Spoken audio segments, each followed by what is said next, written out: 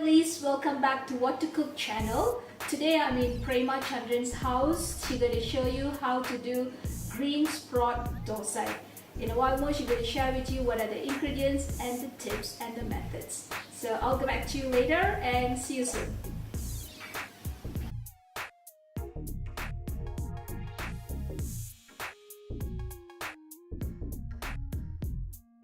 Hi everyone, today we are doing green dosa, green sprouted dosa. Okay, let's come to the ingredients. We use 1 cup of urad dal and I use half a cup of parboiled rice and half a cup of poni rice. And this is about a 1/4 cup of green peas. I will tell you how to do this. I'll just give you the measurement first. It's a 1/4 cup of green peas and a bunch of coriander leaf, 1 teaspoon of tuor dal, 1 teaspoon of gram dal, a 1/4 teaspoon of fenugreek. Okay, these are the dry ingredients. Now we go to the next step.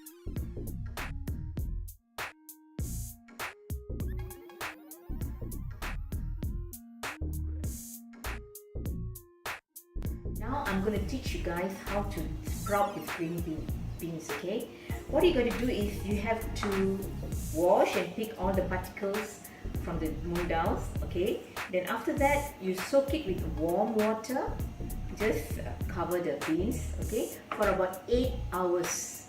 Soak it for 8 hours. Okay, after soaking about 8 hours, you drain the water and you take any masking cloth or a tea towel, anything, okay? Something like this, a bigger towel, and then you bring the moong dal that is already soaked earlier about 8 hours and drained, put into the towel, and then you wrap it like this and leave it on a colander.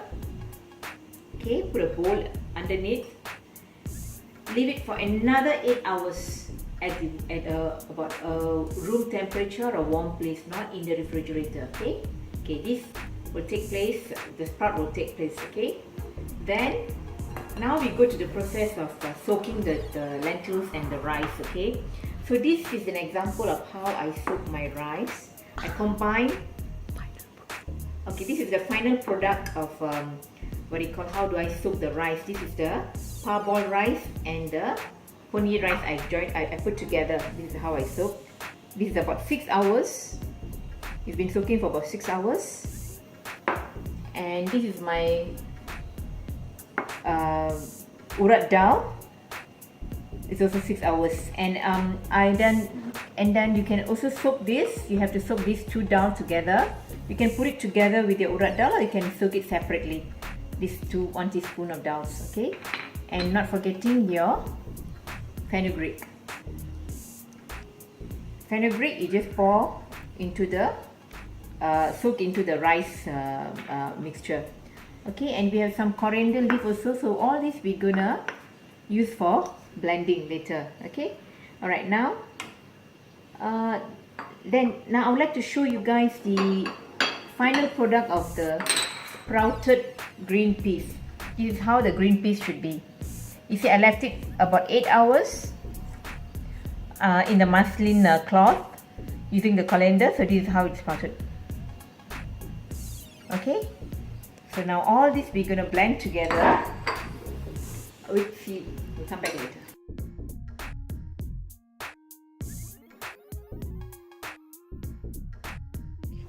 Okay, now the process of grinding the urad dal. You pour in all into the jar. Okay.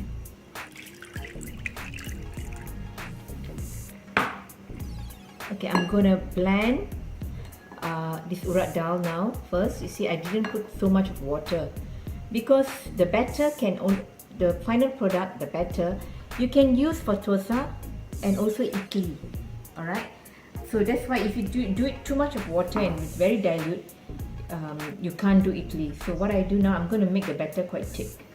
In here, I have already put in my fenugreek, and I've already put my dals in. Okay, I will go back to blending. Okay, this is the consistency of the urad dal and all and the other chana dal and tur dal and fenugreek. See how smooth it is? Okay.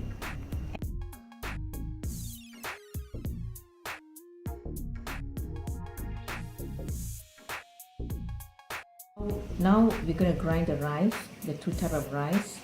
Okay, and in this I am going to add in the coriander leaf and the sprouted moong dal. You can also add the moong dal together with the urad dal just now, but if you know, it's okay, either you can mix it in the rice or the urad dal. Now back to the blender. Okay, this is the final product after you blend your rice and your sprouted and your coriander. Okay, and what I'm going to do with this, I'm going to mix it with our previously we grind the urad dal. Blend the rice. Okay, we're going to mix the rice batter into the urad dal batter. Look at this batter, it's green in color. The smell is so good. Smell of ginger, I can smell of coriander leaf. This is a healthy meal. This is a healthy meal you can call for breakfast, you can take for dinner, and full of protein. Combine the two batter together, and before I start mixing it, I forgot to not actually, there's a tips. Okay, I used ginger earlier, right? Okay, ginger. The reason why I'm using ginger is to take out the flatulence, because we have dal. Some people have got this sensitive stomach, bloating and all. So ginger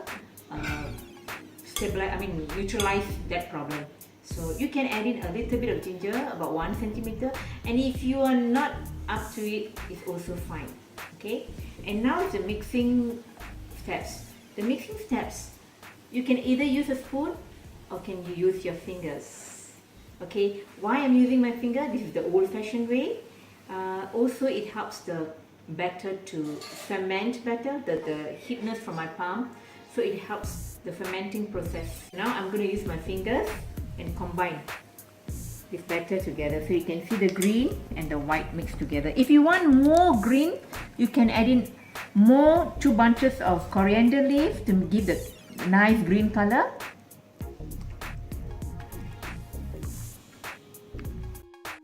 Okay, now the batter is incorporated. You can see the rice and urad dal mix and all this sprout and all this coriander leaf and everything is combined together. So if you prefer more green color, so you add in more coriander. It's all up to you. Okay, so now we will ferment this batter for about 4 to 6 hours. It's all depending on your climate. Okay, if you are living in a warm country, 4 hours is sufficient enough. If you're living in a cold country, it'll take about 6 hours or so, depending on what I say to the weather. Another tip, you can even put your batter into a warmed oven to help the process, fermenting process more faster. Okay, and one more thing, I didn't put any salt here. I put the salt when I want to do the dosa or idli. The reason also because if you put salt, it becomes too fermenting and sour taste, too much sour taste. Because for my purpose, when I do batter, I do about a big amount, which lasts me about a big glass. So normally I half it. So once the batter is fermented, I will take half of the batter and throw it into the fridge. So when the other half, which I'm going to do, I will add in some salt in it. So this is easy, you know, don't have to do everything one shot and get sour. So yeah, now let's go and ferment the batter. Okay guys, look at this. This is the outcome of fermenting for about 6 hours. Well rice. Okay, what I'm going to do now is I'm going to take half of this batter and put into this bowl and put in the refrigerator for the next use.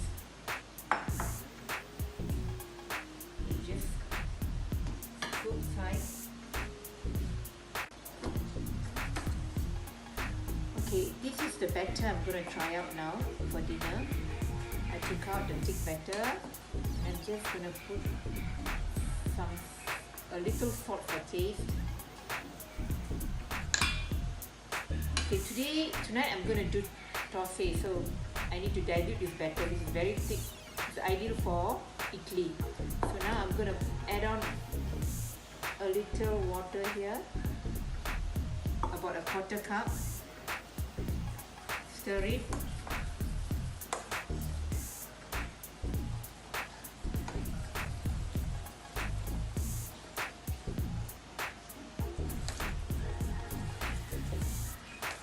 See, the batter should be this way, runny. Guys, we are putting the pan on the stove. Okay. And we wait until the pan is quite hot. And you take some gingerly oil, or you can even use olive oil. Rub it on the pan here.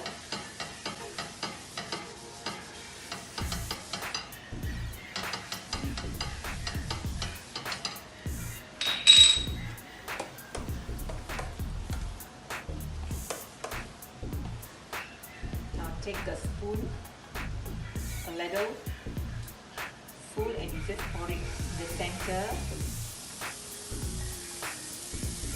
and you just softly swirl around. Just make a circle. So from middle you bring outward.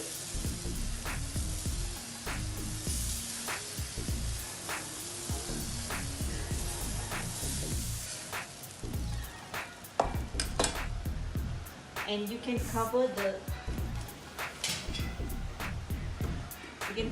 pan now, the Thosai, with a dome kind of cover, so the steam will be, evaporate this way. So leave it about 2 to 3 minutes, then you open it. Okay guys, this is after 2 to 3 minutes. Okay, the Thosai should be like brown at the base. Okay, options now, you can take it out the Thosai and serve, or you can apply, depending on what you prefer. You can put in some ghee on top and lightly coat this Thosai here. You can even break an egg. You can even put anything you want. You can put some filling inside, cheese, any vegetables. You can make a roll, whatever. You're up to it today. Okay, I'm gonna take the Thosai. I'm gonna fold. See, nice and crispy, brown. This is how the Thosai should be.